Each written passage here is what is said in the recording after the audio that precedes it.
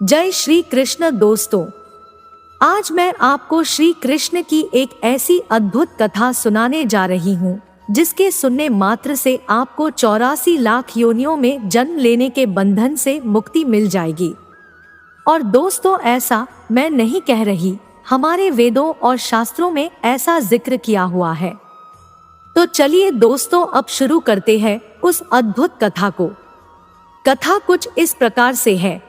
एक बार की बात है कि यशोदा मैया प्रभु श्री कृष्ण के उलाहनों से तंग आ गई और छड़ी लेकर श्री कृष्ण की ओर दौड़ी। जब प्रभु ने अपनी मैया को क्रोध में देखा तो वह अपना बचाव करने के लिए भागने लगे। भागते भागते श्री कृष्ण एक कुम्हार के पास पहुंचे। कुम्हार तो अपने मिट्टी के घड़े बनाने में व्यस्त था, लेकिन जैसे ही कुम्हार ने श्री कृष्ण को देखा तो वह बहुत प्रसन्न हुआ। कुम्हार जानता था कि श्री कृष्ण साक्षात परमेश्वर है। तब प्रभु ने कुम्हार से कहा कि कुम्हार जी, आज मेरी मैया मुझ पर बहुत क्रोधित है। मैया छड़ी लेकर मेरे पीछे आ रही है, भैया मुझे कहीं छुपा लो। तब कुम्हार ने श्री कृष्ण को एक बड़े से मटके के नीचे छिपा दिया। कुछ ही क्षणों में मैया यशोदा भी वहां आ गई और कुम्हार से पूछने लगी, क्यों रे कुम्हार, तूने मेरे कन्हैया को कहीं देखा है क्या? कुम्हार ने कह दिया, नहीं मैया, मैंने कन्हैया को नहीं देखा। श्री कृष्ण ये सब बातें बड़े से घड़े के नीचे छुपकर सुन रहे थे। मैया तो वहां से चली गई। अब प्रभु श्री कृष्ण कुम्हार से कहते हैं, कुम्हार जी, यदि मैया चली गई हो तो मुझे इस घड़े से बाहर निकालो। कुम्हार बोला, ऐसे नहीं प्रभु जी, पहले मुझे 84 लाख योनियों के बंधन से मुक्त करने का वचन दो। भगवान मुस्कुराए और कहा, ठीक है, मैं तुम्हें 84 लाख योनियों से मुक्त करने का वचन देता हूँ, अब तो मुझे बाहर निकाल दो। कुम्हार कहने लगा, मुझे अकेले नहीं प्रभु जी, मेरे परिवार के सभी लोगों को भी 84 लाख योनियों के बंधन से मुक्त करने का वचन दोगे तो ही मैं आपको इस घड़े से बाहर निकालूंगा। प्रभु जी कहते हैं, चलो ठीक है, उनको भी 84 लाख योनियों के बंधन से मुक्त होने का मैं वचन देता हूँ। अब तो मुझे घड़े से बाहर निकाल दो।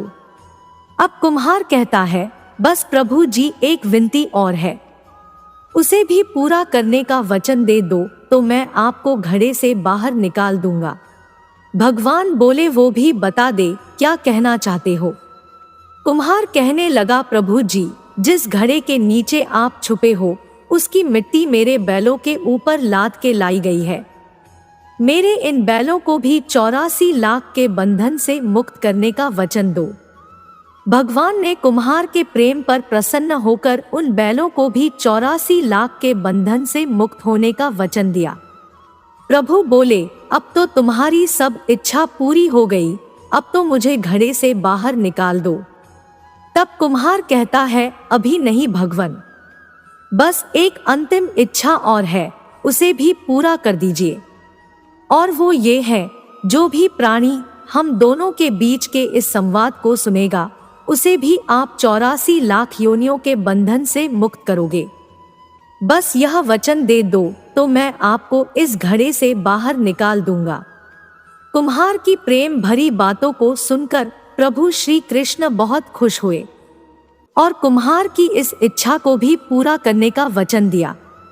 फिर कुम्हार ने बाल श्री कृष्ण को घड़े से बाहर निकाल दिया, उनके चरणों में साष्टांग प्रणाम किया, प्रभु जी के चरण धोए और चरणामृत पिया। अपनी पूरी झोंपड़ी में चरणामृत का छिड़काव किया और प्रभु जी को गले लगाकर इतना रोया कि प्रभु में ही विलीन हो गया। दोस्तों, जरा सोचकर देखिए, जो बाल श्री कृष्ण 7 कोस लंबे चौड़े गोवर्धन पर्वत को अपनी एक छोटी सी इकनी अंगुली पर उठा सकते हैं, तो क्या वो एक घड़ा नहीं उठा सकते थे? लेकिन बिना प्रेम रीझे नहीं नटवर नंद किशोर। कोई कितने भी यज्ञ करे, अनुष्ठान करे, कितना भी दान करे, चाहे कितनी भी भक्ति करे, लेकिन जब तक मन में प्राणी मात्र के लिए प्रेम नहीं होगा, प्रभु श्री कृष्ण मिल नहीं सकते। राधे राधे। आशा करता हूँ दोस्तों आपको श्री कृष्ण की यह कथा अच्छी लगी होगी। ऐसी ही और कथाओं के लिए हमारे चैनल आध्यात्मिक इंसान को सब्सक्राइब करें। जय श्री कृष्ण। जय श्री राधे कृष्ण।